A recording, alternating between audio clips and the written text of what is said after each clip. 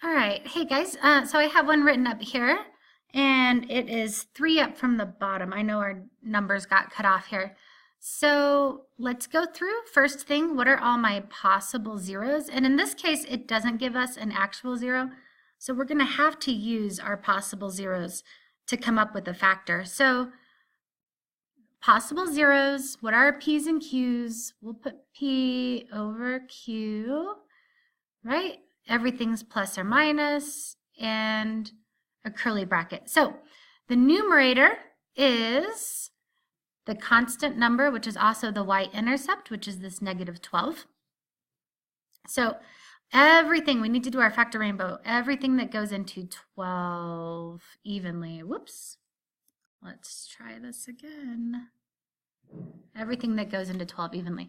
1, 12 is divisible by 2, 12 is divisible by 3, 12 is divisible by 4, 6, and 12 itself. And there's our rainbow. You can see, you could draw that rainbow if you wanted to. And all of these numbers are both positive and negative, and that's what that part is right there. And then on the denominator, we're going to use this 1, the leading coefficient. So when it's just 1, it makes it real easy. We just put 1 on the denominator. Okay? So our possible zeros are 1 over 1, positive 1 over 1, which is just 1, and negative 1 over 1, okay, which is also negative 1. So one possible zero is positive 1, and one possible zero is negative 1. So we can write it just like this, okay? So, but we do that for each number. So we do the same 2 over 1 and negative 2 over 1, and that gives us positive or negative 2. Right? But since 1's in the denominator, we just know it's going to be positive or negative 1, positive or negative 2, positive or negative 3, positive or negative 4, positive or negative 6, and positive or negative 12. So let's just pick one. I always start with 1 because it's the easiest to do, and we will put it back into the equation. So I have 1 times 1 cubed plus 3 times 1 squared minus 4 times 1 minus 12. So if this is equal to 0, it will be one of our zeros and we can stop. This is just going to be 1 plus 3 times 1 squared is just 3 minus 4 minus 12. I can already tell that's not 0 because negative 4 minus 12 is going to be a big negative number and 1 plus 3 is only 4. So those are not going to cancel out. So let's try. Instead of 1, we will just put, let's see if I can make this, do this a bit an easier way. We'll erase the 1 squared, the 1 cubed, and the 1 right here. And we will try 2, right? So 2 cubed, 2 squared, 2. So, and remember, we only need 1, and then we can divide, and it'll be easier. So 2 cubed is 8, so this is 1 times 8, plus 3 times 2 squared is 4, minus 4 times 2, minus just 12. Look, I can already tell this is going to be 0 because I have, check this out, this is pretty cool. I know 1 times 8 is 8, and I know 4 times 2 is 8, and I'm subtracting this one. So I basically have 8 minus 8, and that's 0. And we can do the same with, I know 3 times 4 is 12, and that's positive here, right? And then this is negative 12, and I know those cancel. So the whole thing's 0. So what did I just use? 2. Positive 2 is one of my zeros. So let's write that down before we forget. So positive 2 is a 0.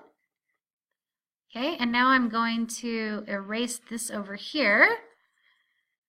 I don't need to know what my possible zeros are because I'm going to find my real zeros right now. Okay, so, and we're going to do that by dividing. So I'm going to take my original equation and I put it into, or a function, I'm sorry, and I put it into, it's not an equation, it doesn't have an equal sign here. So it was x cubed plus 3x squared minus 4x minus 12. And over here, if 2, come back over to where I have 2 is a 0. If 2 is a 0, that means the factor is actually x minus 2. Okay, so that's what I'm going to divide by, x minus 2. All right, so first things first, we are going to look at how many times can x minus 2 go into, we'll just take this first part here, right? And in order even to do that, we're actually taking a look at what can I multiply x by that will get me x cubed, right? And obviously that is x2, x squared. And then don't forget we have to distribute this. So x squared times x is x cubed, and x squared times negative 2 is negative 2x squared. And we are going to subtract both of these things. So x cubed minus x cubed is 0. And 3x squared minus negative 2x squared is actually 5x positive x squared. And you know what, you guys, I'm going to erase what I did here because that makes it look like an equal sign, and that is not an equal sign there. Okay. And I don't need to concern myself with the 0 anymore either, so I'm actually going to erase 0. But I do need to bring down this negative 4x.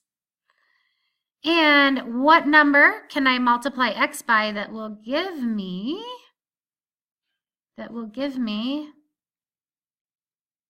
positive 5x squared, right? Positive 5x squared, this x, and it's going to be 5x. So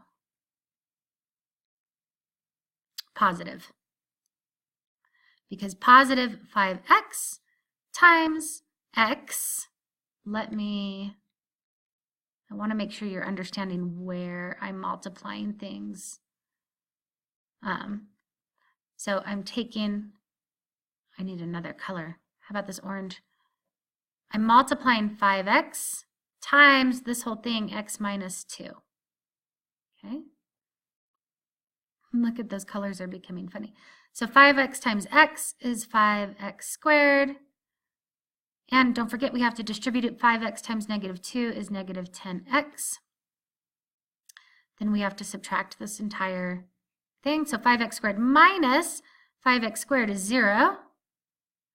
And negative 4x minus negative 10x, which means negative 4x plus 10x, is going to be positive 6x. Because basically, if you look over here, we have negative 4x minus negative 10x. And when you subtract a negative, it becomes plus. So last thing I need to do is bring down this negative 12. Okay. So how many times can x go into positive 6x? And that's just going to be plus 6. So 6 times x is 6x, and 6 times negative 2 is negative 12. So those are both the same, so when I subtract it, I get a big old 0, which is, I knew would happen at the end because I know that positive 2 is a factor, so positive 2 is a 0, so x minus 2 is a factor.